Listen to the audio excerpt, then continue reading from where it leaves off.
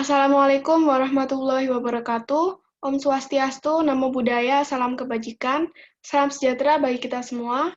Perkenalkan, nama saya Firda Yukan India dengan NIM 200302340001 dari kelas KB 2020. Pada kesempatan kali ini, saya akan mempresentasikan jurnal yang telah saya buat mengenai perbandingan metode komputasi pendekatan geometri, HF, DFT, khususnya B3LYP, dalam memprediksi kebenaran suatu reaksi kimia. Pada bagian yang pertama mengenai abstrak. Abstrak di sini berisikan tentang garis besar dari jurnal ini. Isinya sebagai berikut. Sebelum ditemukannya kimia komputasi, para kimiawan mencoba mempelajari suatu mekanisme reaksi berdasarkan pada pengamatan percobaan. Namun, kini mekanisme reaksi menjadi lebih mudah dengan menggunakan kimia komputasi. Meskipun demikian, masih perlu diperhatikan pemilihan metode yang digunakan, karena dapat mempengaruhi hasil akhir reaksi tersebut. Oleh sebab itu, penelitian ini dilakukan dengan tujuan untuk mengkaji metode komputasi terbaik di antara pendekatan geometri, metode HF, maupun DFT pada reaksi esterifikasi dari asam propanoat dan metanol menjadi metil propanoat dan air.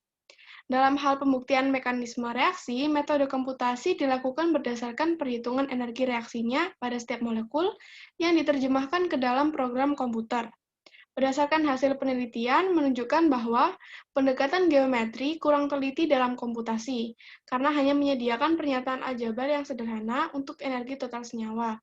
Sedangkan untuk tingkat keakuratan data, pendekatan terbaik adalah metode HF.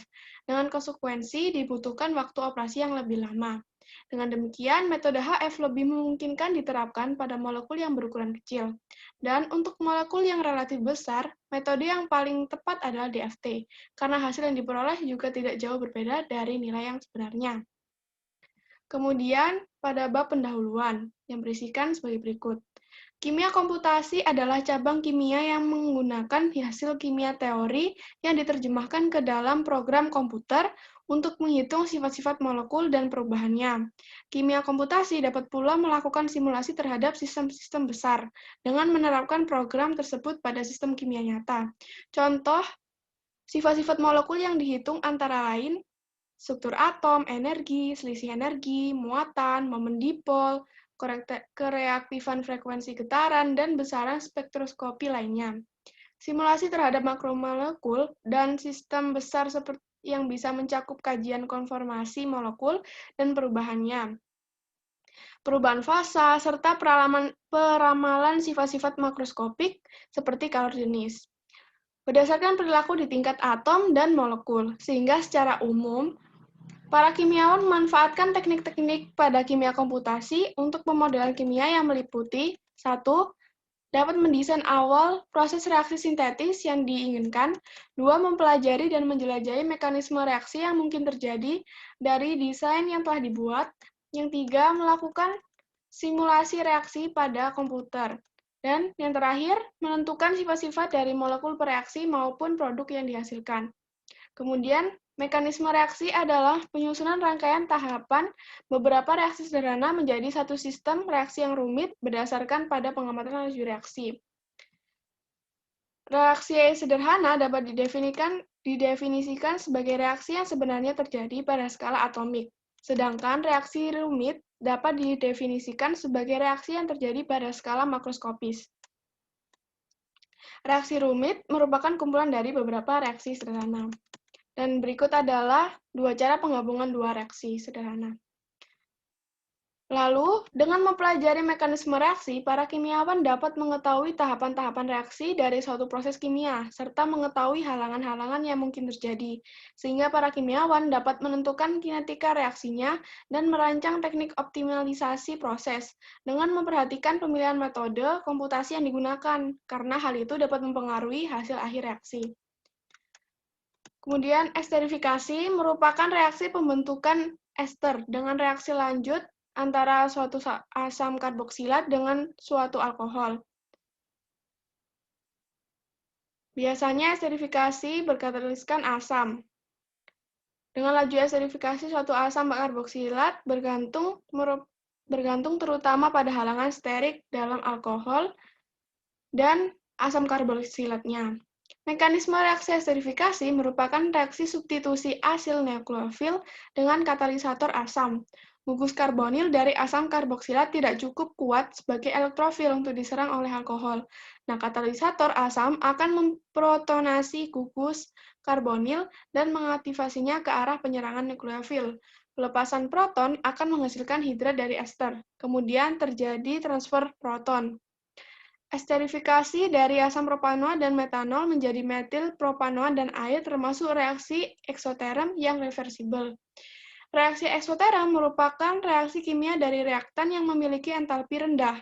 Reaksi eksoterm menghasilkan produk dengan entalpi tinggi karena memiliki energi yang tinggi. Reaksi ini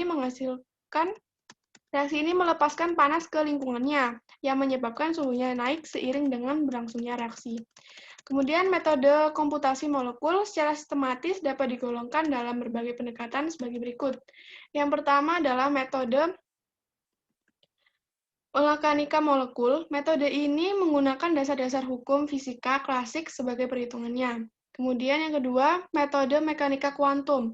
Metode ini menggunakan dasar-dasar hukum fisika kuantum sebagai perhitungannya, yang terdiri dari pendekatan teori struktur elektron, yaitu metode semi-empiris dan metode ab initio, dan pendekatan teori fungsional kerapatan atau DFT, density functional theory. Nah, untuk mendapatkan hasil perhitungan komputasi dengan akurasi tinggi, maka pada umumnya pendekatan yang digunakan adalah metode ab initio. Yang paling terkenal metodenya itu melalui pendekatan HF. Tetapi pendekatan ini memiliki kekurangan, yaitu waktu perhitungan komputasinya yang lama dibandingkan dengan perhitungan yang menggunakan pendekatan mekanika molekul, sedangkan kelebihannya secara umum metode ini menghasilkan perhitungan yang mendekati penyelesaian sebenarnya. Karena semua pendekatan yang telah dibuat dapat dianggap cukup kecil secara numerik relatif terhadap penyelesaian sebenarnya. Dengan begitu, perhitungan dengan pendekatan ab initio memberikan hasil kualitatif yang sangat baik dan dapat memberikan kenaikan keakuratan hasil kuantitatif jika molekul yang dikaji semakin kecil. Selanjutnya, +pada bab material dan metode, alat yang digunakan yaitu laptop yang telah terinstall aplikasi Avogadro, Notepad++, Microsoft Excel, dan dapat mengakses laman cancompute.org. Metode penelitian yang digunakan dalam penelitian yaitu pendekatan geometri, metode HF, metode DFT. Nah, untuk pendekatan geometri dengan mengakses aplikasi Avogadro untuk melakukan komputasi secara MM2 atau molekular mekanik. Sedangkan untuk metode HF dan DFT, khususnya B3LYP, yaitu dengan mengakses laman cancompute.org. Pengambilan data dilakukan sebanyak 1 kali untuk pendekatan geometri dan 10 kali yang dimulai dari basis set, STO3G, G321G, dan seterusnya sampai 631G bintang-bintang plus dengan pelarut air dan tanpa pelarut air untuk masing-masing metode HF dan DFT. Kemudian setelah mendapatkan output filenya, energi dari setiap molekul dapat diakses menggunakan Notepad++. Lalu berikut adalah hasil dan pembahasannya. Visualisasi reaksi esterifikasi dari asam propanoa dan metanol menjadi metil propanoa dan air dapat digambarkan sebagai berikut. Kemudian pada percobaan pertama melalui pendekatan geometri didapatkan tabel sebagai berikut. Dengan energi reaktan merupakan penjumlahan asam propanoa dan metanol, energinya dibagi dua dan dihasilkan energi sebesar min 34,63645 kJ per mol, kemudian energi keadaan transisi itu sendiri, lalu energi produk, yaitu dari penjumlahan energi metil propanoa dan air, kemudian dibagi dua, dihasilkan hasil sebagai berikut. Dan perubahan entalpi reaksi antara pengurangan energi produk dan energi reaktan didapatkan sejumlah 28,7455 kJ per mol, yang mana ini plus, jadi reaksi tersebut termasuk endoterm. Nah, berdasarkan data tersebut dapat digambarkan grafiknya sebagai berikut. EAR ini adalah energi aktivasi reaksi maju, yang mana nilainya lebih besar daripada energi aktivasi reaksi baliknya.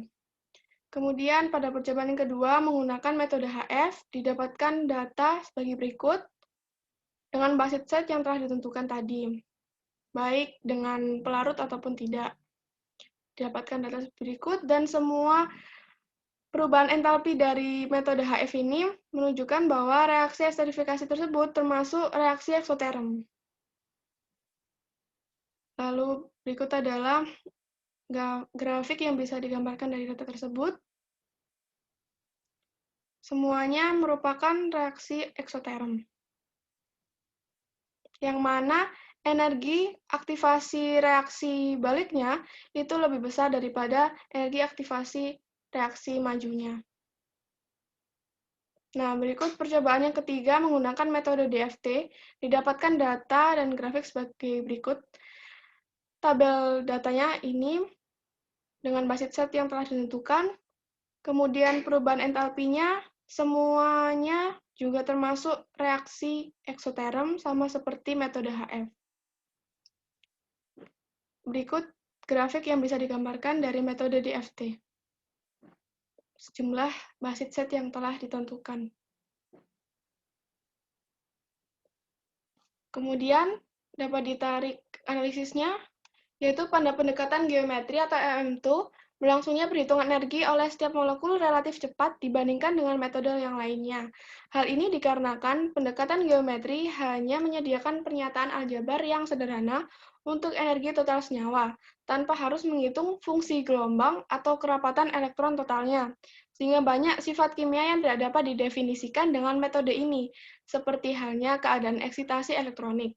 Contohnya, pada perhitungan energi reaksi setiap molekul yang telah dilakukan, menunjukkan bahwa pendekatan geometri atau EM2, reaksi esterifikasi tersebut termasuk ke dalam reaksi endoterm, dengan nilai perubahan entalpinya yaitu 28,7455 kJ per mol. Sedangkan untuk komputasi metode HF, reaksi yang dihasilkan adalah reaksi eksoterm, yang nilai perubahan entalpi rata-ratanya sebesar min 3,0581852 kJ per mol. Begitupun juga dengan metode DFT yang menghasilkan reaksi eksoterm dengan nilai perubahan reaksi entalpi rata-ratanya adalah sebesar negatif 2,58803,525 kJ per mol. Dengan begitu, terdapat ketidakcocokan jenis reaksi antara pendekatan geometri dengan metode HF dan DFT, yang mana seharusnya reaksi yang terjadi adalah reaksi eksoterm. Oleh sebab itu, jika melakukan perhitungan energi molekul yang lebih spesifik, pendekatan geometri kurang akurat. Kemudian pada metode Apni-Initio atau metode Hartree-Fock, mempunyai akurasi paling tinggi dibandingkan metode lainnya. Contohnya pada nilai perubahan entalpi rata-rata antara metode HF dan DFT, menunjukkan bahwa setiap energi yang dihasilkan dari metode HF lebih rendah atau bernilai negatif daripada DFT. Hal tersebut menunjukkan bahwa semakin kecil energi reaksinya, maka semakin besar kemungkinan terjadi pada keadaan sebenarnya. Namun, sebagai konsekuensinya, dari tinggi ketelitian metode tersebut, diperlukan waktu operasi yang lama untuk reaksi eksterifikasi tersebut, sehingga hanya mungkin diterapkan pada molekul-molekul yang berukuran kecil. Keunggulan dari metode ab initio ini adalah bahwa metode ini dikembangkan sebagai sebuah konsep yang bersifat umum yang dapat menjelaskan pemodelan kimia. Metode ini erat hubungannya dengan perhitungan yang bersifat sebagai penyelesaian persamaan Schrödinger tanpa perlu memasukkan data eksperimen, di mana perhitungannya selalu menggunakan acuan perhitungan perkiraan mekanika kuantum.